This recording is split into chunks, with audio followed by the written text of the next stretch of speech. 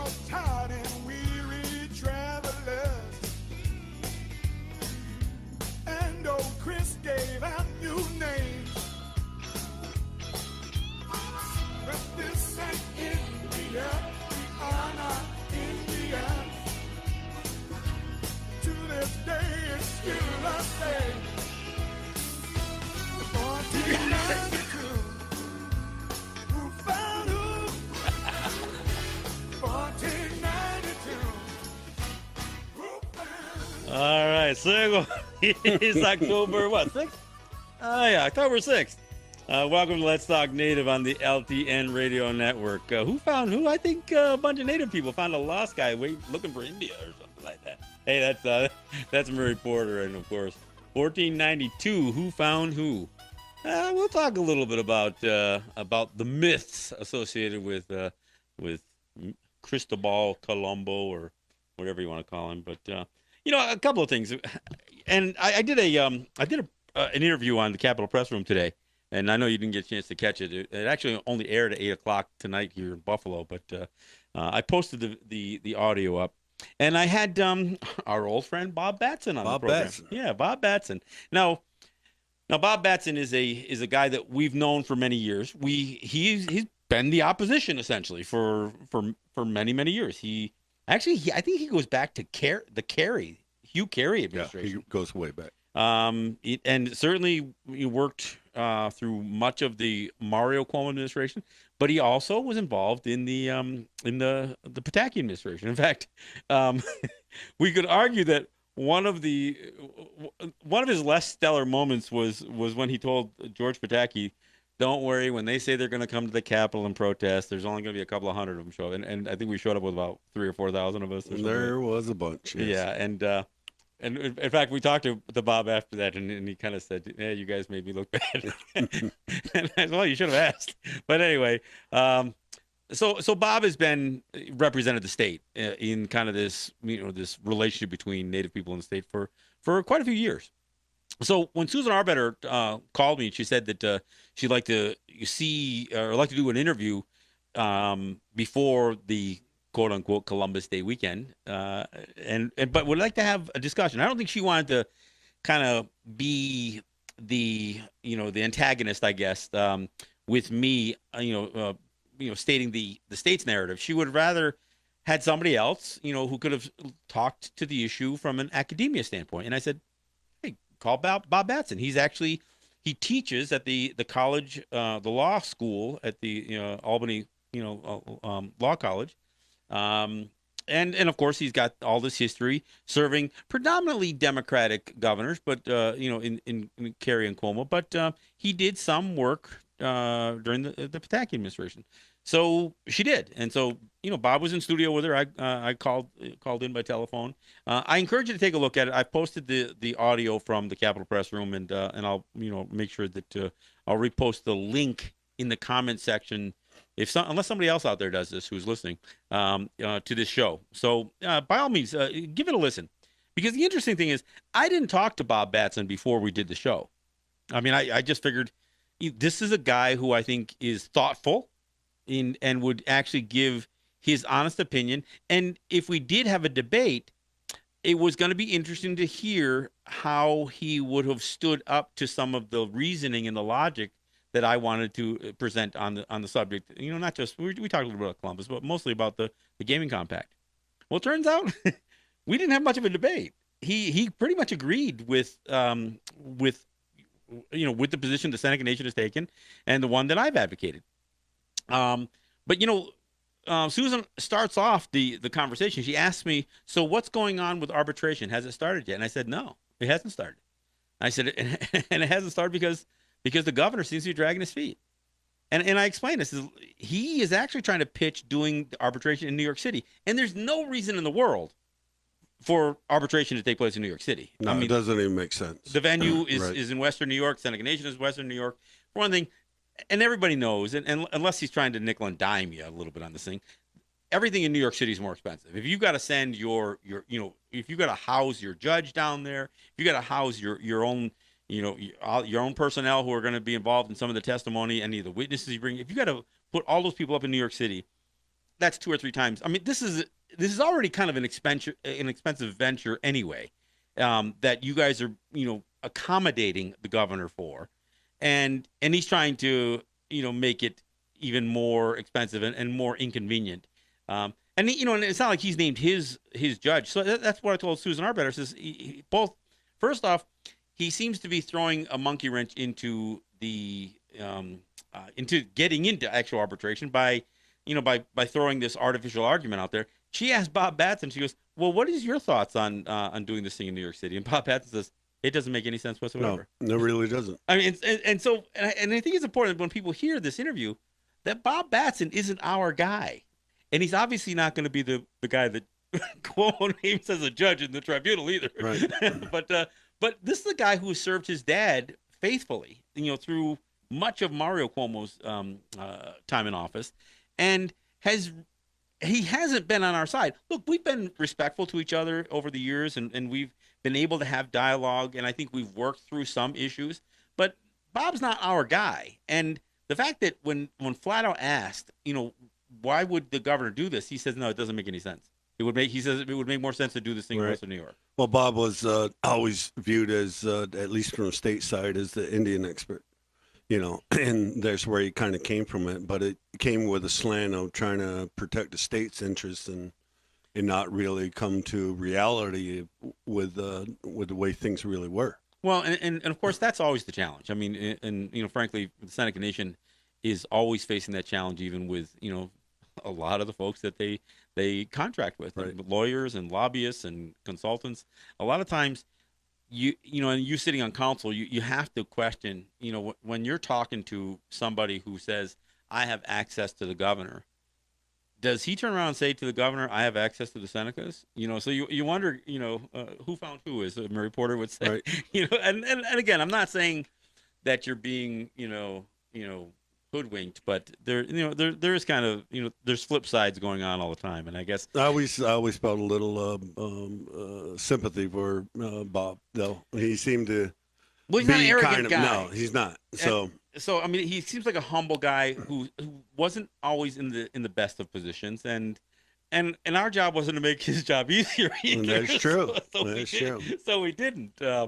But we've always had a great deal of respect for each other, and Bob is the kind of guy that we could go grab coffee with, and in fact we have. Yeah. So.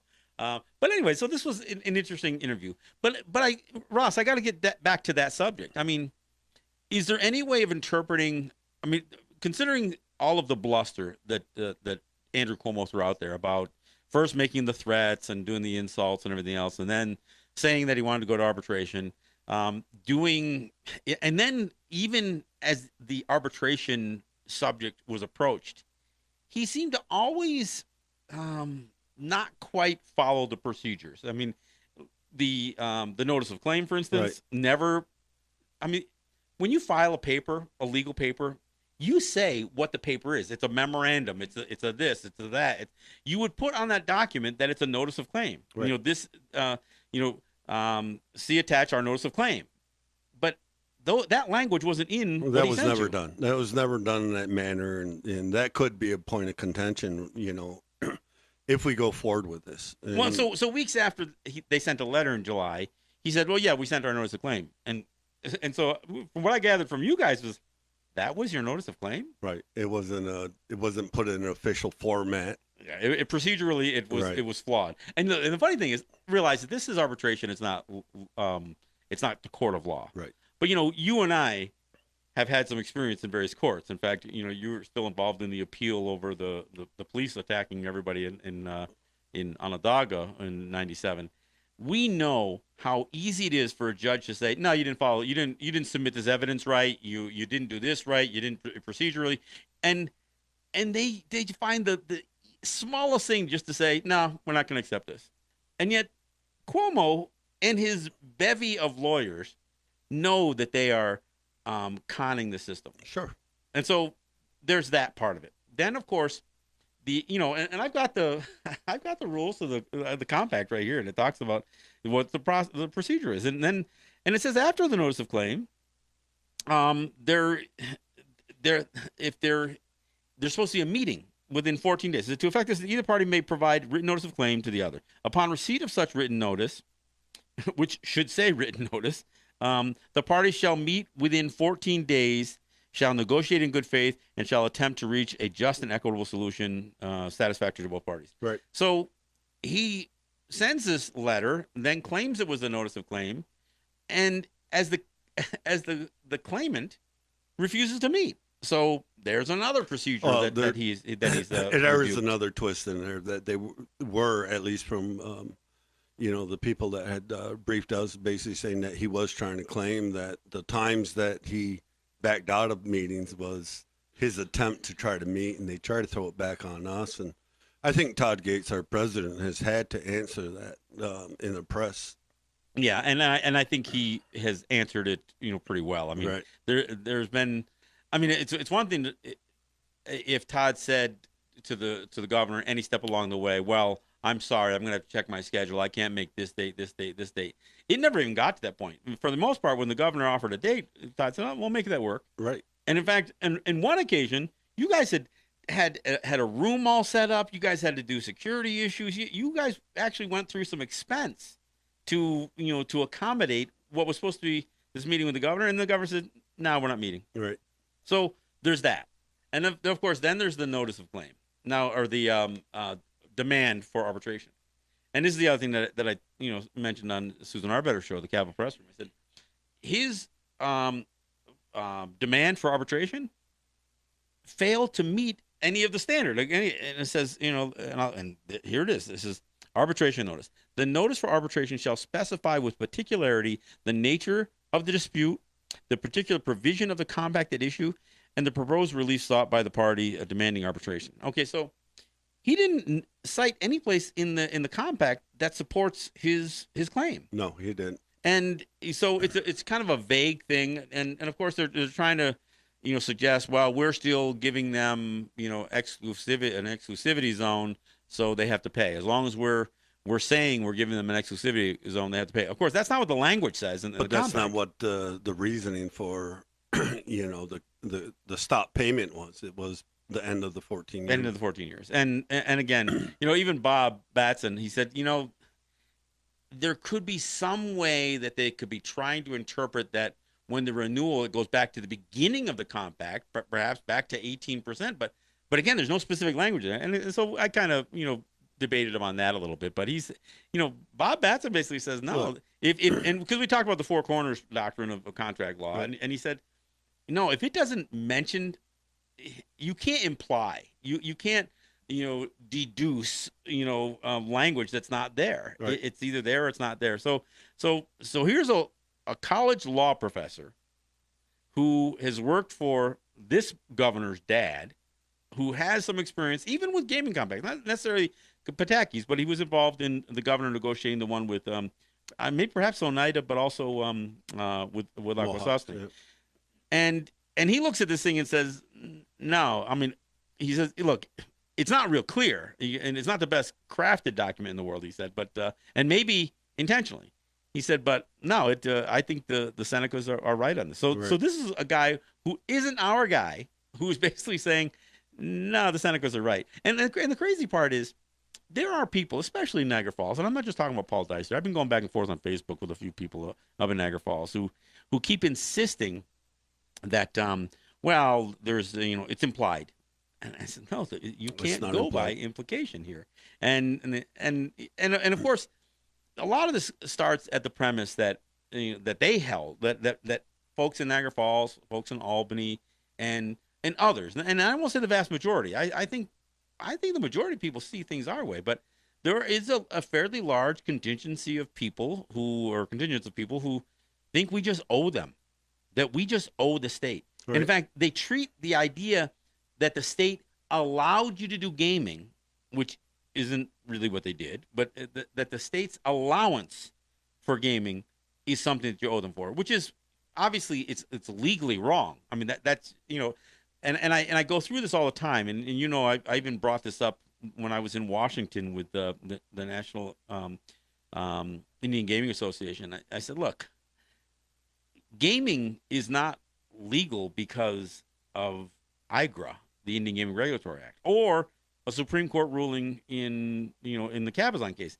It's legal because we are sovereign. We have the right to do this not because the federal government says so or not because the Supreme Court says so. We have the right to do gaming because we never gave that right up. Right. And if anything, I would suggest that our compliance with IGRA, if anything, we made some concessions by even agreeing to do IGRA, which wasn't always necessarily the plan either. I mean, we understood the benefits of operating under the federal statute. Those benefits being, it was going to be easier to get, to nail down contracts with vendors and financiers and consultants and any number of people that we would do business with in order to further a world-class gaming facility was going to be easier if they knew if they had a federal law that supported their relationship with us. Not that we needed it, but they needed it. And of course, the state needed it. In order for the state to have any role in our gaming, they needed a federal statute that gave them power to engage us. And I think this is where this thing gets twisted around. And I think this is where it's so important that people understand that we're not just a bunch of dumb Indians here. Right. That we understand the nature of this thing. No. We understand the nature of our sovereignty, even if the state doesn't recognize it. To say it is, there's a lot of ignorance on the other side. Absolutely. And there's a lot of racism. And then you look at, the perpetuation of all the foundational laws of this country, from extermination to assimilation to termination and so on. It's still very evident in the way that the non-native population, or at least the politicians, kind of think about things because it's structured under law. Yeah. And that's what we have to combat all the time. Now, we can articulate the billions of dollars that we put into the surrounding communities, mm-hmm. not in a tax situation, but in other ways. Oh, sure. If we get the audience to do it. Yeah. In other words, we still have we more than compensated for any value that the municipalities or the state could possibly get us. They were raping us at that point. Well, and really from day one, one of the things that I think is I think a challenging conversation is to understand that the revenue sharing had a sliding scale. It started at 18%, went to 22%, sure. and then went to 25%.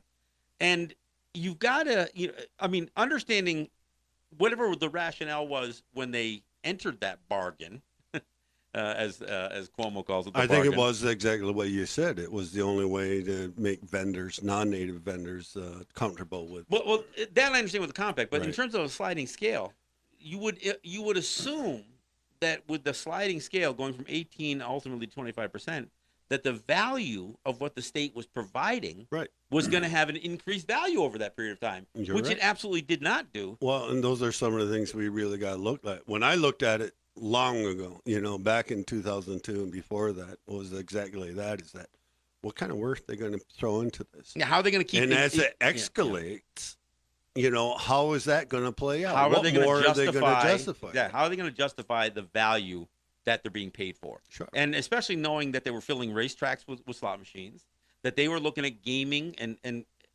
look, the state had gone several times through the process of a constitutional referendum, right, and failed. I mean, they had tried, and again, for those who don't know, in order for the state to get involved in gaming, they had to change their state constitution, which prohibited it. So, and I've said this plenty of times, but the fact that the state was trying to offer an exclusivity zone where the state would not do slot machines is kind of pathetic when you consider the state couldn't do slot machines. Right.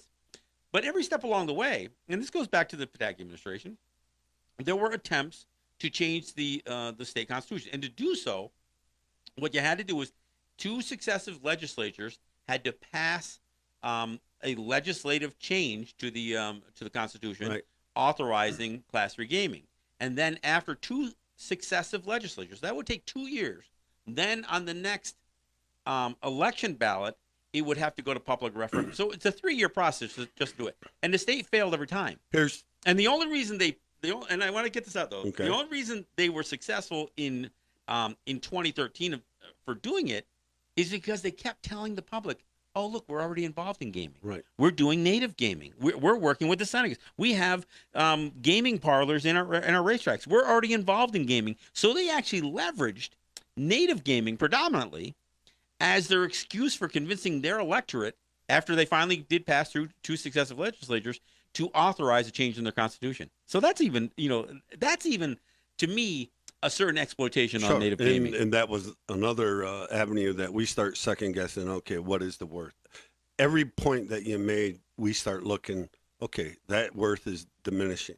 And even if you're only going to say a point or two, I mean, at some point you went from 18, you went up 7 percentage points from 18 to 25%. And during that 7-year period that it was at 25%, there was an increasing downtick in the value of what the state had. Well, and I think that the real point has to be made clear, is that in their minds, wherever it comes from a lack of respect, or we'll talk about racism or anything else, they think that they gave us authority. They think that they granted us the authority to be able to do this. And that we only can do things at their pleasure. Right.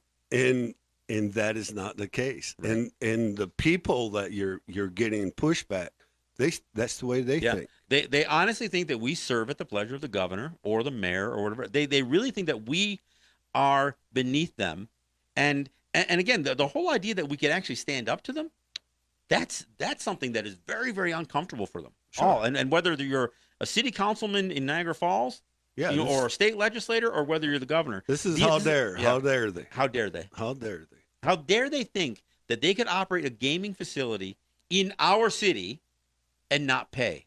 I've actually heard that language. And funny thing is, one of the guys on Facebook I was going back and forth with said, it would be foolish for us to pursue sitting down with the Senecas. In other words, there must be, and somehow this has to come out. In order for both Niagara Falls, Buffalo, and Salamanca, for all three of these guys to really refuse to sit down with the Senecas and hedge their bets, even if they only thought it was a remote possibility that the state will lose in arbitration, which is more than remote. Obviously, even Bob Batson thinks so. You would think they would hedge their bets. There's only one reason not to sit with the Senecas, and that's an ultimatum from the governor. The governor must have told these guys, you sit with the Senecas and try to work out, service agreements or any other kind of agreement, then I will not be in your corner. And they got to be counting on a corrupt system that has existed against Native people from time immemorial. And again, that power of the governorship to be that hammer, and that's why every time the governor got threatening. I mean, let's face it, this isn't just about Niagara Falls and Buffalo and Salamanca. And all three, I mean, to a lesser extent Buffalo, but certainly even Smitty down in Salamanca, some of his comments in the paper saying, well, we're really hoping the governor can resolve this thing. Right. And in saying that, what you're saying is, I hope the governor can get the money out of Senecas. And I told this to some of those folks in Niagara Falls. You are hedging your bets. You're pinning your hopes that the governor will fleece the Senecas for $120 million so you can get 11. Right.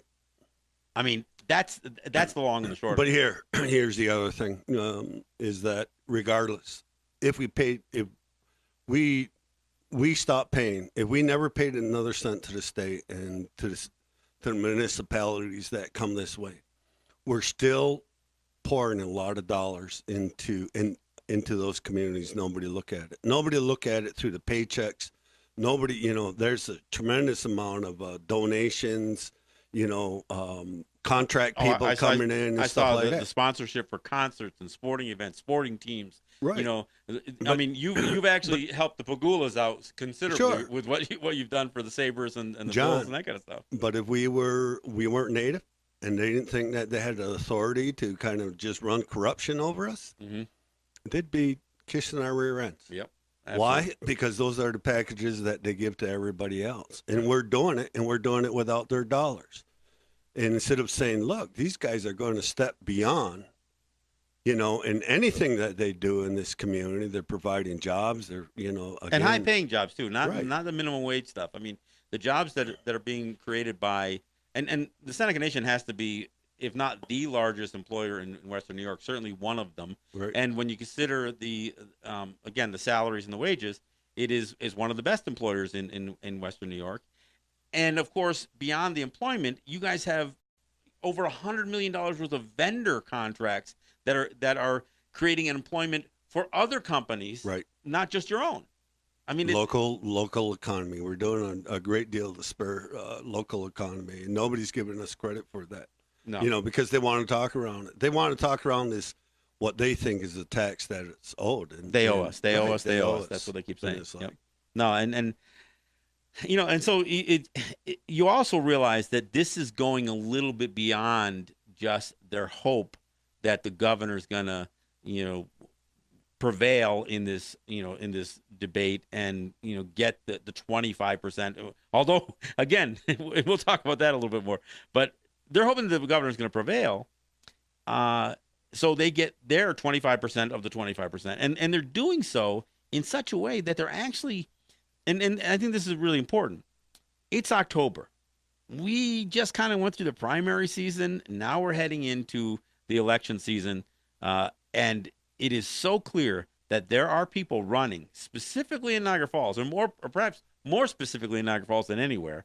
There are people running for office on an anti-Seneca platform. and we knew that it was going to come. And that was one of the reasons that we thought that, honestly, I think that the governor was just kicking the can so that And he still could, kicking the can, Yeah, yeah. kicking the can. He doesn't have much to go on except for trying to hold his political alliances together. And I know this has got to be frustrating to have a guy like me, calling out the governor's bluff. But honestly, I would really, really be surprised if after you get through the first week in November, if the governor doesn't just say, we're pulling out of arbitration.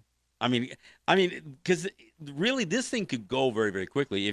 If he ever does name his judge and stop fighting over the, which area of the state this thing will take place in, I think when you go through not only some of the flaws in his use of the dispute resolution clauses of the compact, but any of his argument, I think he's in such a weak spot that I don't even know that it makes any sense for him to pursue it. Important. Just the time that you're talking about is that we're ready to go. And you've been ready, Right, and it's him that keeps on delaying it and pushing it off and throwing roadblocks in a way. So you got to figure it's, trying to protect his base. Susan Harbetter asked Bob Batson. He says, is it possible the state could really have been surprised? Because I'm the one saying the governor's pretending to be surprised. The Niagara Falls pretending to be surprised because you and I both know that there's been information that's flowed. No, they knew that language was in there. This didn't come as a surprise. And Batson says, I don't know how they could have been surprised. They weren't surprised. What happens is that they're incensed that we called them on it. Yeah, I think they thought because again, and it is. I agree with you, Ross. It is this. It's a sense of superiority that they would be outraged if these upstart native people would actually go so far as to refuse to pay. Right. And I think that's it. Look, we're at the bottom of the hour, so we'll take a break here. What do we got here? I'm gonna do the White Man card again. We'll play this one. Murray Porter. We'll be right back.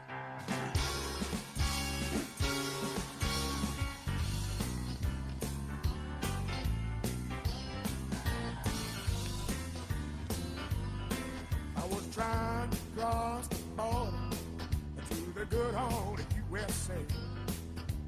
Man said, where you come from, boy? How long you gonna stay?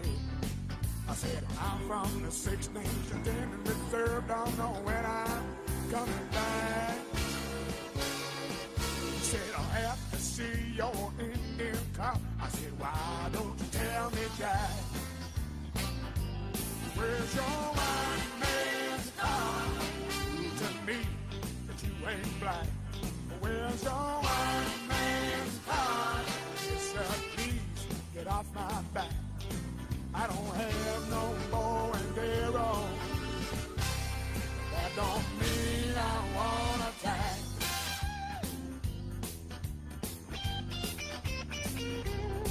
I went uptown to the drugstore just to buy a pair of shades. The man behind the counter said that'll be $15.98. I said, I don't have to pay no tax on that. He said, oh, not one of you again. I'll have to see your Indian car. I said, why don't you tell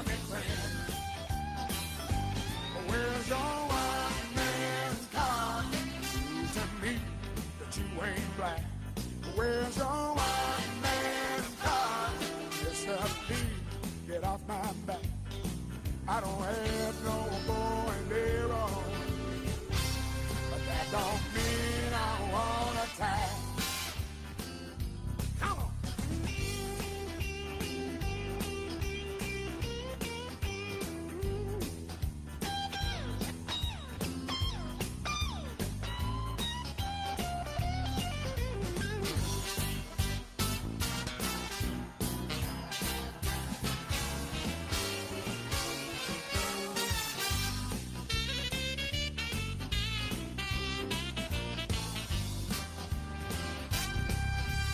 Letter in the mail with a governmental seal. The IRS was wondering just how I paid my bills. Said we ever see no tax return from you in 20 years. We'll have to see your Indian card or throw your ass in jail. Where's your white man's card? All right. Hey, I don't have a white man's card. Maybe they would stop treating it this way if I had one. Yeah, I forgot to get mine, I guess. I don't know. It's funny.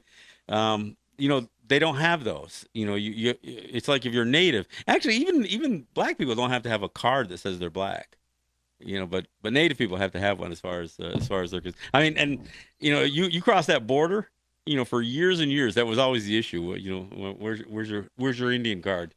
And I've been places where I've been asked, to prove my native status, and I said, what do you want, a tattoo? Do you want a dog tag? I mean, I don't know. Well, anyway, there you go. That's Murray Porter with Where's Your White Man Card. Hey, look, I want to thank my sponsors, including one sitting in the room here, Ross and Holly John, and the RJE family of businesses, Eric White in ERW Enterprises, my good friends Ed Schindler and Cynthia Trice and Neville Spring, Sugar Montour, and I also want to thank, some of the work that I've been doing, obviously, has impacted the debate over this, and I'm grateful to say that the Seneca Nation has contributed to the work that I do here, and so I greatly appreciate that as well. I also want to thank the Unity Stream and Apache Radio Net for providing our streaming, and I want to thank CKWE for both the simulcast and the rebroadcast of this show, Netroots Radio, Real People's Media, Indigenous Resistance Radio. I want to thank all of those stations and networks who carry this show, who rebroadcast the show, repost the show. And I also want to thank all of you who share the audio and the video, whether it's the SoundCloud audio or whether it's the video on Facebook or whether it's the video that we post up on our Let's Talk Native TV YouTube channel. Any of you who are sharing those, and I really, I'm grateful for those of you who do it, and I say please and thank you for those who do. It's one of the ways that we get this message out there. Now, last week I did do a Columbus video, and I kind of explained a little bit about the history. And I also asked the question, why this guy? I mean, if Italian Americans are looking for a hero, why this guy? And that's kind of what I brought up in my interview with Susan Arbetter. She actually had the interview knowing that we're going into this weekend, that some places are celebrating as Indigenous Peoples Day, and of course, most of the country and many of the states are celebrating it as Columbus Day. And when we say celebrate, I mean days off of work with pay, banks being closed, mail doesn't run. Like I said, when a holiday occurs, just like when there's a snow day or, a natural disaster, there's a level of productivity that actually costs the national budget. And, when some people say, well, it's just a day off, I don't think people can realize the expense involved in something like this. So the idea that they would use this man as, as the focal point for a national holiday, a state holiday, and really have to fabricate the story about him is part of what is really the travesty of it all. And so as I address this thing, and I got to tell you, there are right now, and Susan Arbetter brought it up in our interview. There is actually round the clock, 24-hour protection by the NYPD specifically for the at Columbus Circle for the Columbus statue. They've got full-time 24/7 police protection. You think it was probably Trump snipers and everything. SWAT teams. Yeah, just waiting for somebody to go up there, with a little hammer and chisel or something. And I know that in Buffalo here, I think the common council is the city common council is considering a proposal to remove the Columbus statue, the one off of Porter, I think on off of Niagara Street, Right. at Columbus Park, and these statues have been vandalized and they've or defaced, and I say defaced. I mean, there's been red paint thrown on them to represent blood. I know some of the statues have had commentary added to them like rapists or slaver, colonialism, genocide, all kinds of stuff has been scribed on these things, and really none of them are untrue. I mean, they just aren't. They aren't a part of the original sculpture, put it that way, and and some of them are absolutely. I mean. There's a Columbus Circle in Syracuse. Do you remember that one in front of the courthouse? Yep. They've got, not only do they have the Columbus statue, but they got these relief sculptures, like these plaques on these things. And they just show Native people like wallowing at the feet, and, bowing. And it is just really just so deplorable. And yeah, I think that they should all come down. I'm disgusted because there are, what did the governor said that, the celebration of Columbus is really about the celebration of Italian Americans. And I'm thinking, well, that's pathetic. I mean, really. I mean, if you want to do an Italian American week or day or whatever else, then by all means do it. But to celebrate an individual whose history is so clearly documented, and it's documented at his own hand. It can't be because it's in the way that they teach it in their history books and all that. He's a hero. As far as and it's wrong, and it's just right. Columbus kept a journal. His men kept journals. The padres, the holy men, the priests that traveled with him took journals. In fact, Columbus would actually go back to Spain. He and his brother both in chains on one of the trips back to Spain because nobody accepted the level of atrocities, and of course they didn't accept those levels of atrocity at the time. But in the end, when you looked at how the Spanish would treat all indigenous people in, not just those Caribbean islands that the Columbus only never went beyond, but even all of South America, the utter and vast devastation that the Spanish, the conquistadors, and all of those would wreak on the native population of South America, Central America, is just incredible. Now, and here's the other irony, though. I mean, and I got to say this. Think about this. For all those people who are praising Columbus, who would essentially he sailed for Spain, not for Italy. I mean, he sailed for Spain, and all of those countries that are now the countries of Latin America, this country treats all those people like crap. Right. Trump calls Mexicans rapists and murderers, and they want to get rid of all of these immigrants from Latin America. So there's like a complete disconnect to the role that Columbus would play in the colonization of South America, yet this country wants to praise him. Sure, it's psychopathic. Yeah, I mean, Right. it's just bizarre in so many levels. But here's the thing, it's obvious to me is that Columbus, he was just carrying out the edict of the papal bull. Well, actually, yes, but he actually went farther than some of it, and I would say his tenor. But he was would forgiven. Also. Oh, yeah. Oh, he was also forgiven. Not only forgiven, he would actually set the pace Right. for what those atrocities, or what level of acceptability those atrocities would have. I mean, had it not been for somebody, I mean, this is a guy who fed native babies to dogs. He would actually hang people and burn them at the same time. Right. And they would hang them in packs of 13 or 12 to represent, or the apostles. 13, I don't know how many of them are. Or 13 or 12. No, it was 12, 12, and So- then with and then Jesus yeah. Christ was 13. So they would hang them in series of 13 by the neck, just so they were strangling, and then would burn them at the same time. So they'd have a rope hanging from the neck and burning at their feet Sure. at the same. I mean, this is the level of depravity, and frankly, they hadn't even experienced some of this stuff. Let's face it, Europe has treated their own people pretty badly for several centuries before that. Right. But what they were doing to brown people was something that even, some of the folks amongst them were squeamish about. But you know what? It's amazing what you can get used to. And that's why when you fast forward to not only just what the Spanish did, but what Americans would do. Sure. The idea of the word redskin. But that's why they won't tell that part of the story. They won't tell that part of the story of over 100 million people being exterminated. Well, and again, I'm not trying to get into a competition about suffering, but there was very specific language being used after the Vegas shooting last week, and I heard some news broadcasters being very careful about the words that they used. They were saying that this is the largest mass shooting or execution in modern history. And NPR was real careful to say that.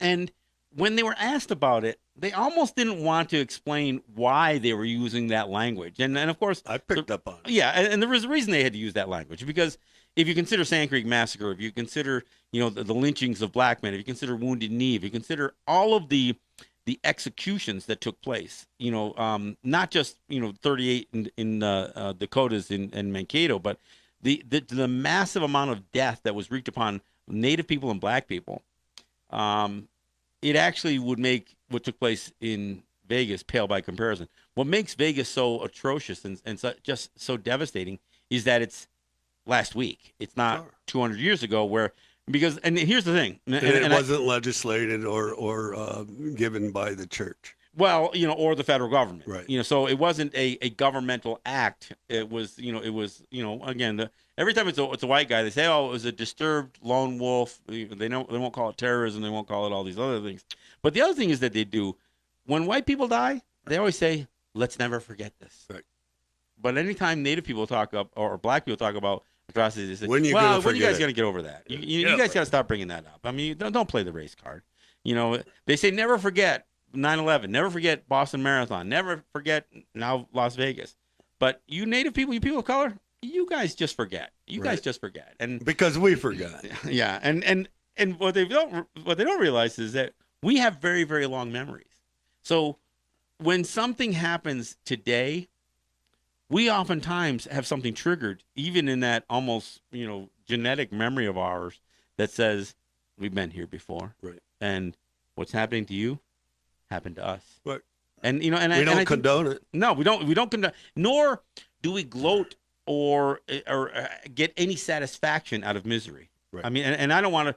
I'm not this. I'm not one of these guys. No, that's karma. Yeah, you had that coming. No, I'm not saying. The one other thing that bothers me is not the hero worship among everybody that was just taking on their responsibilities. Yeah, it wasn't heroism. It was people becoming human beings. Yeah, for that moment. Survival instincts kick in. And, right. And again, it was nature. It was natural. For anybody who would lie on top of one of their loved ones, I think that's something that should be automatic. I mean, and look, I'm not condemning it, and I'm not saying don't praise it, but let's be sure to understand that as human beings, take it back. Not any creature in life has a tendency to protect the people that they have a responsibility. That's what I'm saying. It's natural. It's natural, and it's beyond humanity. It spans it spans creation. Hey, look, I want to talk just a couple more things on the Niagara Falls thing because or the revenue sharing thing. I think the governor is dragging his feet to try to get through the election cycle. I think this whole ploy to try to have the arbitration in New York City it not only doesn't make any sense, it is an absolute strategy to drag this thing out. And I don't know if has any indication for any logic been expressed on why he's asking for New York City? No, other than the fact that he just wants to drag his feet. It was spelled out to us clearly by some of the people that have reported to me or reported to. Because things leak out. Yeah, right. Things leak out. I mean, and it's like he's really kind of boxed into a corner, but he's got to try to protect, his electoral base and his allies and things like that. And Niagara Falls is one of the areas that. And those guys are in a tough spot because they seem to be so glued to the governor. I mean, and especially the Democrats anyway. But and I got to tell you, even some of the Republicans, I mean, they're using this as something to beat the governor up with, but they still won't go so far to say, look, we agree with the Senecas and the hell with the governor. We're going to sit down. And I know that there's some kind of, back, behind the scenes kind of conversations, but there is still no official sit down. Let's go through the numbers. Sure. and see if there's something that we can do to help. So they're not hedging their bets. But here's the biggest. There are two things that are obviously very, very problematic for Andrew Cuomo, and one is the clear language of the compact, and that clear language saying that the payment's only extended for 14 years. But the other thing is, it's not just about the 14 years. It's about the percentages. Right. Because in order for the governor to prevail in arbitration, he has to convince a 3-judge panel that even though the language is silent on payments beyond 14 years, he's going to have to do another lift. He's going to have to convince us. What's it worth? Yeah. What's the payment rate? Right. If you're saying that payments should continue for another 7 years, there's nothing in the compact that says what the rate is. The rate increased from 18 to 22 to 25. Is it your contention that it stays the same, that it goes up, that it's dropped? I mean, because if it's not in the compact, if it's not laid out, you have a whole other problem beyond the terms in terms of years. You can't even come up. You have to make this stuff up. Sure. And that's very problematic when you're talking about analyzing a contract. And if it was to get to that point, and I think that's a very astute point that you're making here, is that we would have to evaluate it somehow. What is the mechanism to evaluate its worth? But because we haven't even fairly evaluated what the original. And that's not even an arbitration dispute. That's a negotiation, if there was ever even to be one. Right. I mean, because the reality is, if you were to try to assess, considering what you paid, almost $1.5 billion to the state, and then you said, okay, keep in mind the underlying federal statute says that what the state offers as a concession has to both be substantial and quantifiable, then you tell me what your mechanism is for quantifying that exclusivity. Because for one thing, you couldn't do slot machines anyway. So your claim that you gave us something, there is nothing that the exclusivity prohibited you from doing that your own law didn't already prohibit you. And of course, I've said this over and over again. In fact, to the extent that you could compete directly against the Senecas with machines that essentially were slot machines in every aspect except for the computer program behind them, you did compete. You put slot parlors in every one of your racetracks within the Seneca exclusivity zone. You took market share, and what's proof of it is when you look back at what especially Niagara Falls. If you look back, okay, here's what Niagara Falls got in year 1, 2, 3, 4. If you go all the way up through those 14 years, there's a place that it peaks up almost to $20 million and then drops off. Right. Now, why would it drop off? Why would that drop off even though the rate had gone up to 25%? And there's a reason why the number drops off at 25%, why what 25% represents is less. It's because that exclusivity was worth less. Right. The market share was not there because the state was grabbing some of it. Sure. So when you went from paying Niagara Falls or paying the state and ultimately the state paying Niagara Falls almost up to $20 million a year, and then it dropped down to 15, 14, 13 million a year, there's a reason for that. It's because the exclusivity became worth less. Right. And that's another thing that really some of the municipalities didn't really pay attention to, is that they never really paid attention to the way that it was dropping, and they're starting to back themselves against the wall on it.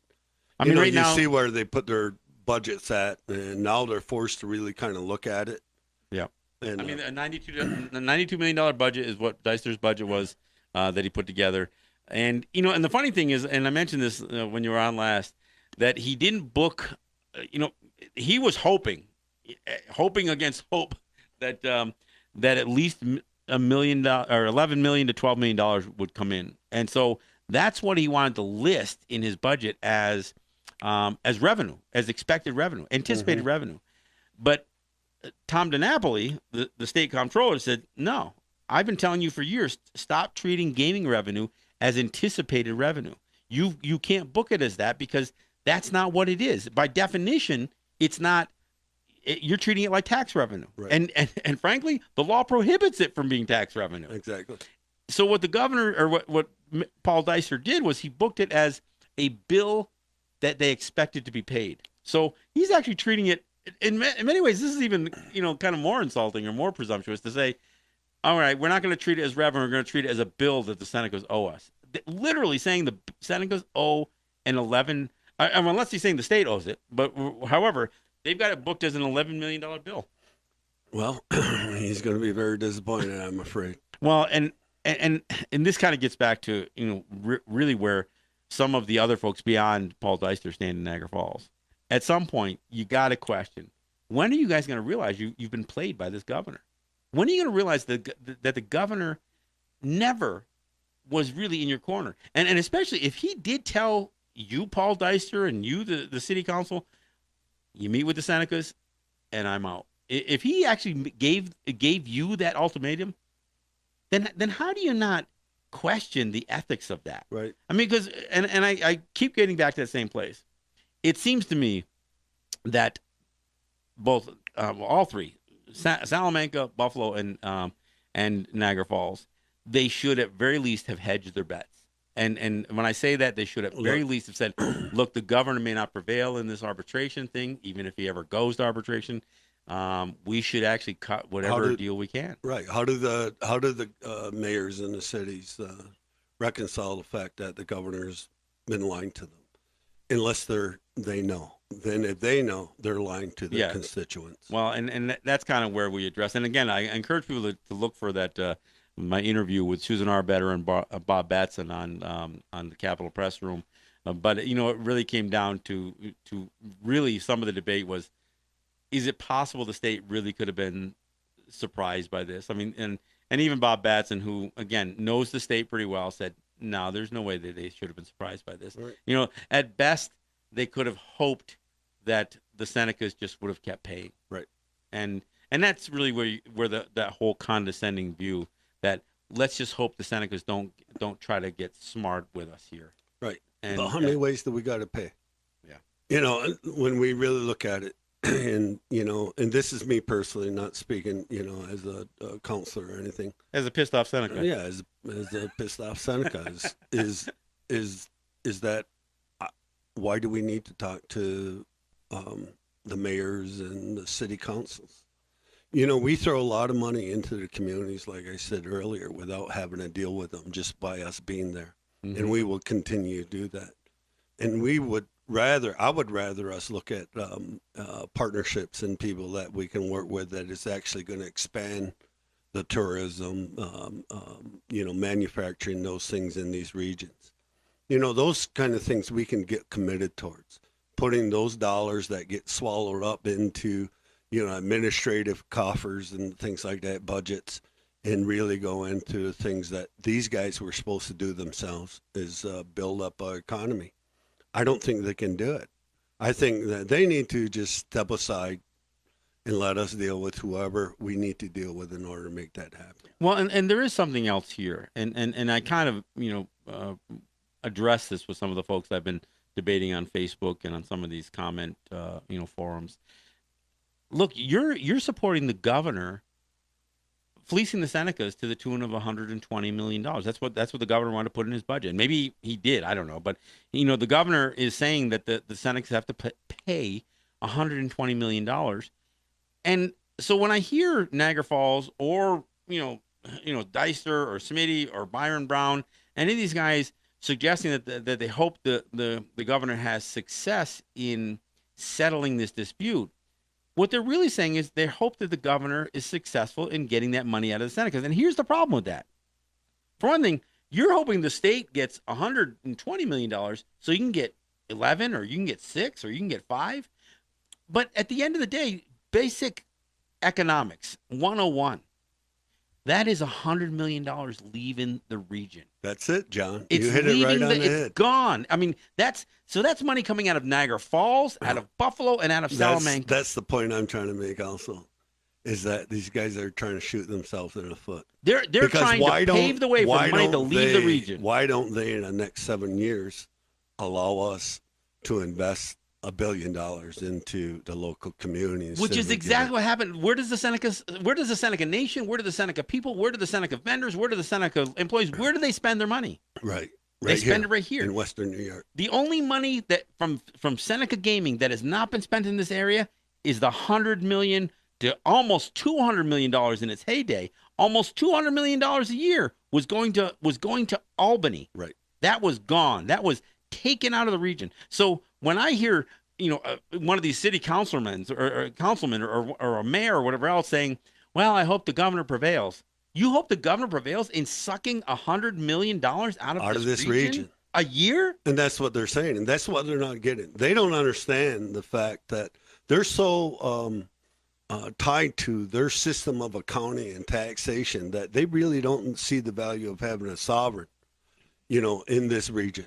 And they don't see the value of having a partner who is only committed to this region. Right. So, I mean, when the governor says, well, I think we can get a foreign investor to come in and build a casino in Niagara Falls. Do you understand what he just said? Right. He's hoping somebody's going to throw $500 million into Niagara Falls so they can suck money out of the region. So, the same thing. You may be the region may be able to keep $20 million in taxes.